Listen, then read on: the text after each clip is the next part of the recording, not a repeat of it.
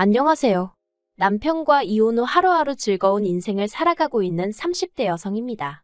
원래는 가게도 쉬는 날이고 해서 친구랑 만나려고 했는데 친구가 갑자기 일이 생겼다고 하더라고요. 그래서 뜻하지 않게 혼자만의 시간을 보내게 되었는데 문득 전 남편 생각이 나네요. 이미 다 지난 일이지만 지금 생각해도 참 어이가 없어요. 남편하고는 뭐라고 해야 할까요? 사회생활을 하면서 알게 된 사이예요.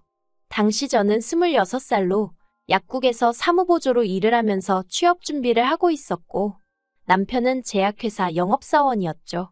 좋든 싫든 일주일에 2번은 꼭 보게 됐는데 언젠가부터 남편이 커피도 사오고 간식이라며 빵도 사오고 저는 그래서 저 때문이 아니라 말 그대로 영업하느라 그러는 줄 알았어요.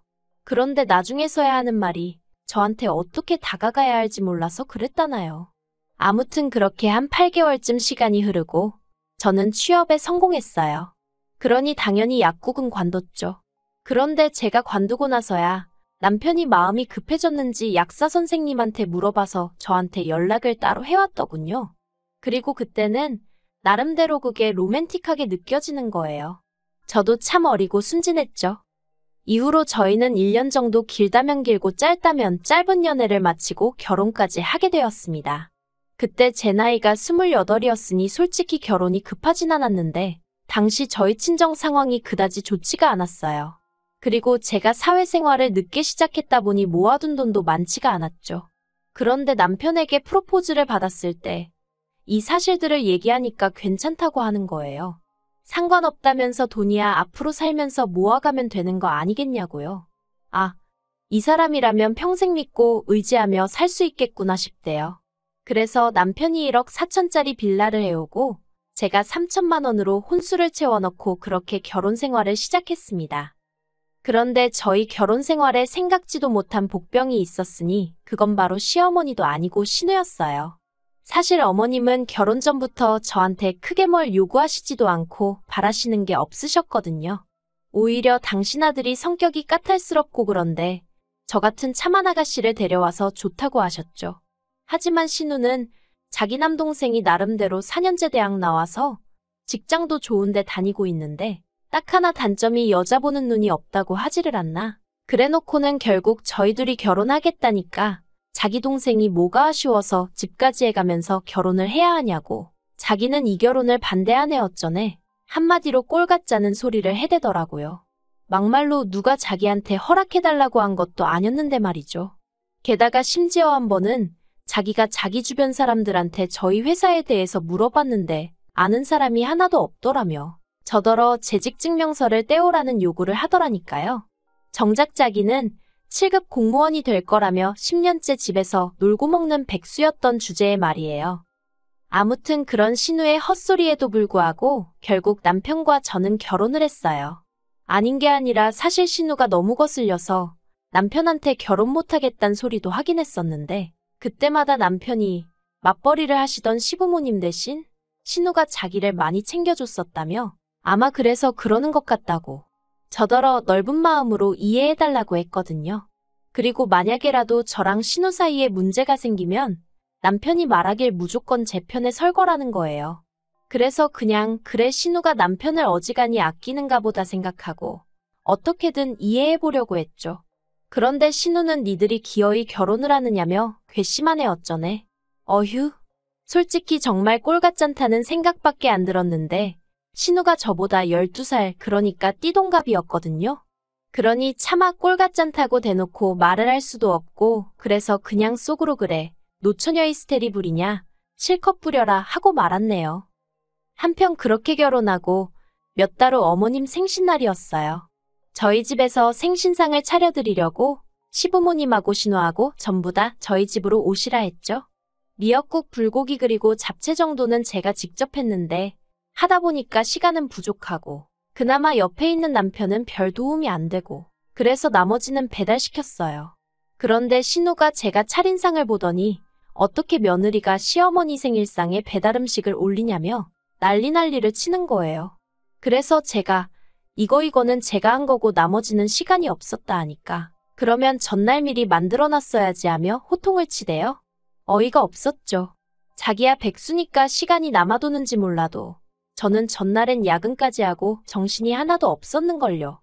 그리고 저한테 시어머니 생신이기 전에 자기한텐 낳아준 어머니 생신인데 솔직히 할 말이 없어서가 아니라 더는 말을 섞기가 싫어서 알겠다고 죄송하다 하고 더는 말을 안 했어요.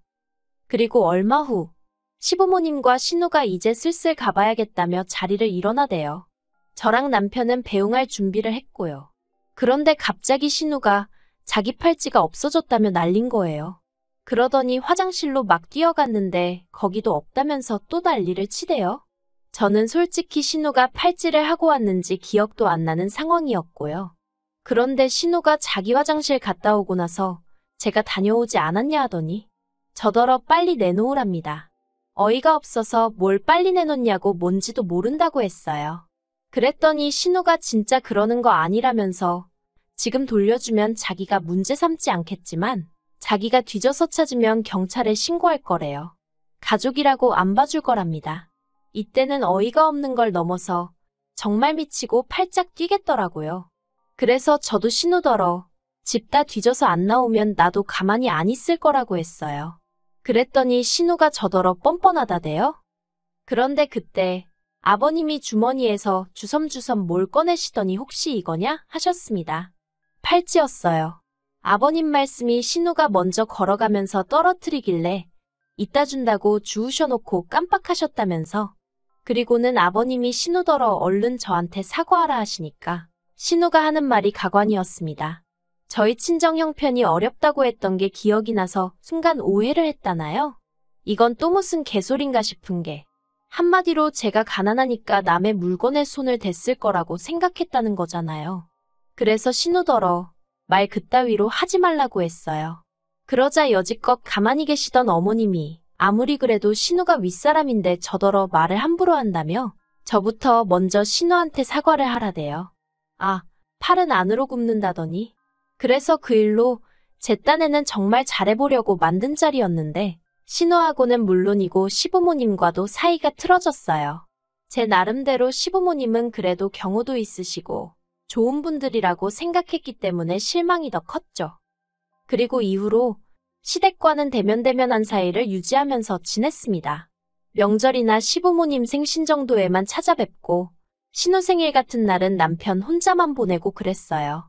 그러나 중에 딸아이를 낳으면서 일하랴 키우랴 생활이 바빠지기도 했고요. 또 달라진 게 있었다면 제가 다니던 회사를 관두고 친정아버지 식당 일을 돕게 되었네요. 앞서 제가 결혼 당시에 친정 형편이 좋지 않았다고 얘기했는데 그게 무슨 말이냐면 사실 아버지께서 작은 식당을 하셨는데 장사가 너무너무 안 됐어요. 친정아버지 딴에는 어떻게든 살려보신다고 사시는 아파트를 담보로 대출까지 받은 상황이라 정말 말도 아니었네요. 그런데 사람 일이라는 게 정말 한치 앞을 모른다더니 제가 결혼하고 1년쯤 지났을 땐가 친정아버지 식당이 방송국의 도움을 받아 메뉴부터 시작해 가게 인테리어까지 싹 바꾸게 되었거든요. 그리고 이후로 정말 놀랍게도 전국 각지에서 손님이 몰려오기 시작하는 거예요. 심지어 어떤 대기업에선 협업 제안도 해왔고요. 아무튼 그러면서 친정아버지가 저에게 도움을 요청하셨고 저도 250주는 회사보단 친정아버지랑 일하는 게 몸도 마음도 편하겠다 싶어서 같이 하게 되었습니다. 그리고 이후로 친정아버지가 매달 400에서 450씩 챙겨주셨고 그러니 당연히 돈도 전보다 많이 모이겠거니 싶었습니다. 그런데 남편에게 한 번씩 물어보면 생각보다 돈이 모여있질 않는 거예요. 이상했죠. 아무리 제가 수학을 잘 못해도 그 정도 머리는 돌아가는데 안 되겠다 싶어서 남편한테 재정 상황 좀 전부 다 오픈을 해보라고 했어요. 이때만 해도 경제권이 남편에게 있었거든요. 그런데 남편이 그냥 무턱대고 걱정할 거 없다. 자기가 다 알아서 관리하고 있다 하며 얼렁뚱땅 넘어가려고 하는 게 여자의 촉이라고 해야 할지 딱 뭔가 있다는 감이 오대요. 그래서 이제 남편하고 말 그대로 대판 싸웠습니다. 까라고 왜 못 가냐고 혹시 도박했냐 아니면 여자 생겼냐. 그러자 남편이 한다는 말이 실은 신우에게 돈을 좀 빌려줬답니다. 정말 그 말을 듣는 순간 화가 머리끝까지 올라오더라고요. 내가 신우를 얼마나 싫어하는지 알면서 어떻게 나랑 상의도 없이 신우한테 돈을 빌려줬나 싶은 게 배신감까지 느껴졌달까요? 금액도 한두 푼도 아니고 자그만치 2천이었어요. 아니, 백수 신우 뭘 믿고 2천이나 빌려줬냐고 제가 악을 썼습니다. 마음 같아선 진짜 애 아빠만 아니면 머리털을 다 잡아뜯어놓고 싶은 심정이었죠. 나는 아침부터 밤까지 불 앞에서 땀 뻘뻘 흘려가며 음식하고 손님들 앞에서 속도 없는 모마냥 헤헤거려가며 장사해서 벌어오는 돈인데 그걸 상의도 없이 신우한테 빌려줬다는 게 생각할수록 괘씸하고 분하대요. 그래서 남편더러 당장 2천 받아오라고, 안 그러면 이혼이라고 했어요. 그랬더니 남편이 신우가 공무원 시험 합격만 하면 대출을 받아서라도 주겠다 했다며 저더러 좀 기다려주자는데 막말로 10년 동안 못 붙은 공무원 시험을 이번엔 붙는다는 게 말이 되나요? 제가 남편더러 다 필요 없다고 당장 2천 받아오라 했습니다. 그러자 남편이 어떻게 그러냐면서 악을 썼다가 안 되겠다 싶으니까 사정을 했다가 그리고 결국 한 일주일 만에 이게 최선이었다면서 600만 원 받아오대요. 그리고 그 일을 계기로 저는 남편에 대한 신뢰감을 완전히 상실하게 되었고 경제권도 뺏어왔습니다. 사실 남편이 경제권을 가지고 있던 건 결혼할 때 남편이 저보다 많이 해온 것도 있었고 월급도 비록 몇십만 원이었지만 저보다 많이 벌어왔기 때문이었는데 따지고 보면 자기가 하자고 든 결혼이었고 집도 자기 명인데 저랑 무슨 상관인가 싶고 월급도 이제 제가 남편보다 훨씬 많은 상황이었으니 남편도 뭐라 반박을 못하고 순순히 내놓았죠. 그리고 그때부터 돈 관리도 각자 하기 시작했네요. 그런데 작년 이맘때쯤 저와 남편이 이혼을 하게 된 결정적인 사건이 벌어졌습니다. 그건 바로 신우의 연애 때문이었어요. 아니, 작년 봄이었나. 언젠가부터 신우가 혼자 콧노래를 부르고 아주 그냥 꼴값을 떨더라고요. 그리고는 뭐 한다는 말이 요새는 연하남을 만나는 여자가 진짜 승자라느니 어떻다느니. 그래서 저는 속으로 연하남이고 나발이고 시집이나 가라 생각했는데 알고 보니까 저랑 동갑인 신우랑은 띠동갑인 남자친구가 생겼다는 거예요. 황당하고 어떤 미친 X인가 싶고 이건 뭐 부러운 게 아니라 말 그대로 진짜 기도 안 찼어요. 그래서 제가 남편더러 어디서 사기꾼한테 속은 거 아니냐니까 남편이 저더러 심보가 왜 그렇게 고약하냐면서 핀잔을 주대요.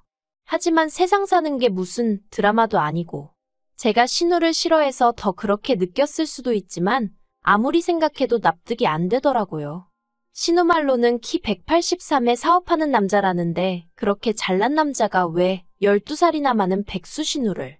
하지만 이런 얘기를 할 때마다 남편은 제가 신우를 질투한다는 둥, 자격지심이라는 둥.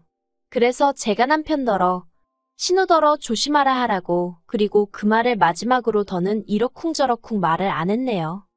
그런데 아니나 다를까 그 얘기 나오고 2달이나 지났나? 신우가 남편한테 연락을 해왔답니다. 자기 남자친구 그러니까 신우가 사귄다는 연하남 사업 자금에 뭐 문제가 생겨서 계좌가 동결이 됐다나 어쨌다나 하며 급하게 1억이 필요한데 그 돈을 좀 해달라고 하더래요. 그리고 멍청한 저희 남편이 그 말을 그대로 믿고는 저한테 빨리 1억 좀 만들어 달라는데 미쳤나 싶더라고요. 일단 1억이 있지도 않았고 아니 신우랑 결혼을 한 것도 아닌데 그걸 왜 우리가 도와주냐고 안 된다 했죠. 그랬더니 남편이 이번 일만 해결되면 둘이 결혼한다고 하더라며 자기 누나가 드디어 운명의 반쪽을 만났다고 저렇게 좋아하는데 어떻게 한 가족이 돼서는 모른 척하느냐고 우리가 도와주자며 계속 고집을 부리는 게 아니겠어요? 보다 못한 제가 냄새가 난다고 사기라고 무슨 사업체가 뭘 했길래 자금이 동결이 되고 1억 같은 소리 한다고 이러쿵저러쿵 설명하기도 귀찮았지만 구구절절 설명하며 안 된다고 했어요. 하지만 남편도 뭐에 눈이 돌아간 건지 갑자기 난데없이 자기는 결혼할 때 집 해왔는데 저더러 너는 뭐 해왔냐면서 그때 못 해온 거 지금 돈으로 달랍니다. 참나 무슨 이런 인간이 다 있나 싶대요. 그래서 그렇게 못하겠다니까 그럼 저희 친정부모님한테 자기가 직접 얘기를 해야겠다는 거예요. 그리고 그 소리까지 들으니 이 인간이 미쳐도 단단히 미쳤구나 싶은 게 그래서 제가 그렇게 하기만 해보라고 그랬다간 이혼이라니까. 저더러 툭하면 이혼 타령하는 거 지겹지도 않냐면서 빈정거리는 거예요. 이혼하면 여자만 손해라면서요. 아, 정말 안 되겠구나.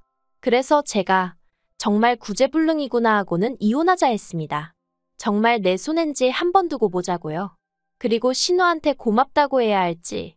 신우는 자기 때문에 동생 내부부가 이혼 소리까지 나온 걸 알면서도 그저 빨리 돈 해달라는 소리만 해대고, 그러니 남편도 마음이 급해졌는지 집 판다고 내놓고 이혼 조정 신청하고 작정하고 달려드니까 딱 3달 걸리대요.